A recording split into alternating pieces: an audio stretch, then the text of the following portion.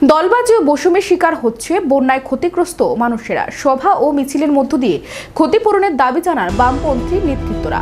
আয়োজিত সভাতে বক্তব্য রাখেন সিপিআইএম এর বিলোনিয়া মহকুমা কমিটির সম্পাদক তাপস দত্ত, তপশিলি জাতি মোর্চার রাজ্য কমিটির সম্পাদক সুধন দাস ও ক্ষেতমোচর ইউনিয়নের নেতা বামপন্থী বিধায়ক দীপঙ্কর সেন, বিধায়ক অশোক মিত্র। সভায় আলোচনা রাখতে গিয়ে বক্তারা ত্রিপুরা বন্যাকে জাতীয় বিপর্যয় ঘোষণা করা হোক, সরকারের পক্ষ থেকে ক্ষতিগ্রস্ত পরিবারকে দ্রুত সাহায্য প্রদানের দাবি জানানোর পাশাপাশি সরকারি বিভিন্ন কাজকর্মের তীব্র সমালোচনা করেন।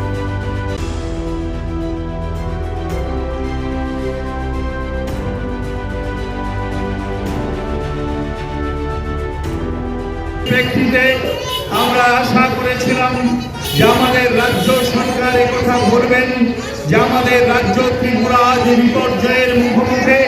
এই সময় ভারতবর্ষের সরকারের কাছ থেকে আমরা ত্রিপুরার বেশি মানুষের সাহায্যের জন্য ত্রিপুরাকে জাতীয় বিপর্যয়যুক্ত একটি রাজ্য হিসাবে ঘোষণা করা হোক।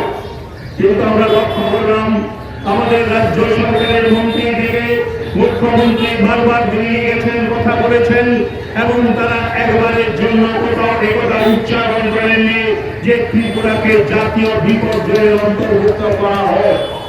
আমরা বলতে চাই ত্রিপুরা রাজ্যের 8টি জেলা, সেই 8টি জেলায় ক্ষতি হয়নি এমন কোন জেলা নেই। ত্রিপুরা রাজ্যের 8টি জেলায় ক্ষতিগ্রস্ত হয়েছে এবং ত্রিপুরা রাজ্যের বেশিরভাগ এলাকা জুড়ে প্রায় 33 জন মানুষ বন্যায় ক্ষতিগ্রস্ত হয়েছেন, তারা বন্যায় মারা গেছেন এবং শুধু তারা রাজ্য সরকার স্বীকৃতি দিয়েছে ত্রিপুরার এই সাম্প্রতিক বন্যা ভারতবর্ষের মধ্যে একটি রেকর্ড বন্যা এবং ত্রিপুরার অতীতে কখনো এই ধরনের বন্যা দেখা যায়নি।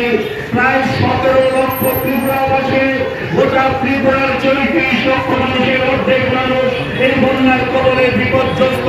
যখন একটি রাজ্যের 8টি জেলা বিপর্যস্ত, যখন 33 জন মানুষের জীবনহানি ঘটছে, যখন ত্রিপুরা রাজ্যে 17 লক্ষ মানুষ বন্যার ভয়াবহতায় গভীরতরে তলিয়ে যাচ্ছে, ঠিক সেই সময় আমরা আশা করেছিলাম আমাদের দেশের রাজ্য সরকারের কাছে, এই দেশের কাছে দাবি জানাবে যে এই বিপর্যয়কে জাতীয় বিপর্যয় ঘোষণা করা হোক।